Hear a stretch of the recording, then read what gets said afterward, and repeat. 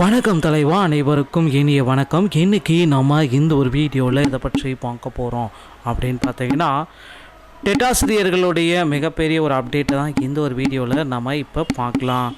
நீங்கள் நம்முடைய சேனலை முதல் முறையாக பார்க்குறீங்க அப்படின்னா மறக்காமல் ஒரு சப்ஸ்கிரைப் அண்ட் பெல்லை கிளிக் பண்ணி வச்சுக்கோங்க. டெட்டாசிரியர்களுடைய தேர்வில் டெட் தேர்வு சிக்கல்கள் பற்றி மத்திய அரசு விவரம் கேட்கிறது. தேர்ச்சி பெறாத ஆசிரியர்களுடைய விவரம் சேகரிப்பது ஏன்? ஆசிரியர் தகுதி தேர்வு தொடர்பான உச்சநீதிமன்ற தீர்ப்பு குறித்து மத்திய கல்வி அமைச்சகம் ஆலோசனையில் இறங்கியுள்ளது. இது தொடர்பாக மாநில அரசு விரிவான புள்ளி விவரங்களை ஜனவரி 16க்குள் சமர்ப்பிக்க உத்தரவிடப்பட்டுள்ளது. தீர்ப்பு தொடர்பாக ஆசிரியர் சங்கங்கள் மற்றும் நாடாளுமன்ற உறுப்பினர்களிடமிருந்து மத்திய அரசுக்கு ஏராளமான கோரிக்கை மனுக்கள் வந்துள்ளன.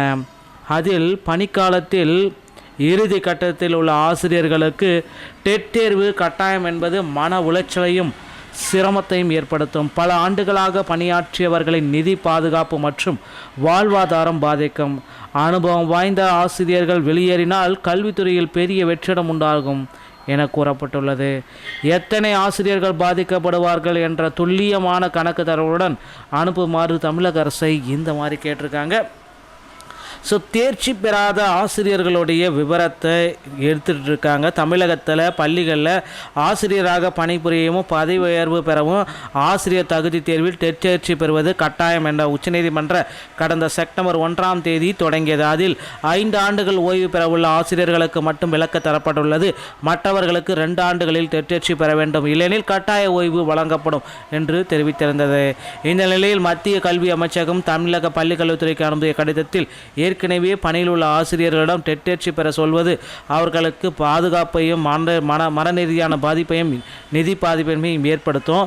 அதனால் பார்த்திங்கன்னா அந்த அனுபவம் மிக்க ஆசிரியர்கள் வெளிவருவது கல்வியில் ஒரு வெற்றிடத்தை உருவாக்கும். இந்த தீர்ப்பால் தமிழகத்தில் பாதிக்கப்படும் ஆசிரியர்கள் எண்ணிக்கையை கணக்கிட வேண்டும் அப்படின்றத குறிப்பிட்டிருக்காங்க. இதனால் பார்த்திங்கன்னா இந்த டெட் தேர்வுடைய ரிசல்ட் வெளியீட்டில் சில தாமதங்கள் ஏற்பட போகுது மக்களே. நீ எல்லாருமே எதிர்பார்த்துட்டே இருக்கீங்க, டெட் தேர்வுடைய ரிசல்ட் இன்னைக்கு வெளியாகுமா, நாளைக்கு வெளியாகுமா, ஆசிரியர் தகுதி தேர்வுடைய முடிவுகள் வெளியாகும், எப்போ வெளியாகும்ட்டு. கண்டிப்பாக முடிவுகள் வெளியீட்டில் தாமதங்கள் ஏற்பட ரெடியாக இருக்குது. இது எல்லாமே பேஸ் பண்ணி பார்க்குறப்ப டெட் தேர்வில் கிட்டத்தட்ட முடிவுகள் வெளியாகும் தேதிகள் பார்த்திங்கன்னா மாற்றி அமைக்கலாம் அப்படின்ற மாதிரி போயிட்டுருக்கு. நிச்சயமாக டெட் தேர்வுடைய முடிவுகளில் சில மாற்றங்களை நாம் எதிர்பார்க்கலாம். ஜனவரி இந்த பொங்கலுக்கு பிறகு தான் டெட் தேர்வுடைய முடிவுகள் வெளியாகும்ன்ற மாதிரி எதிர்பார்ப்புகள் நாளுக்கு நாள் அதிகரிக்குதுங்க. அடுத்து இன்னொரு விஷயத்தை நான் உங்களுக்கு சொல்ல போகிறேன். மிக மிக முக்கியமான ஒரு விஷயம், ஆசிரியர் தகுதி தேர்வில் பாஸ் மதிப்பெண்களை நிச்சயமாக குறைக்க போகிறாங்க. இந்த பாஸ் மதிப்பெண்கள் அப்படின்னு நம்ம பார்க்குறப்ப என்ன எடுத்தால் பாஸ் அப்படின்றத இப்போ கேள்விக்குறியாக இருக்குது.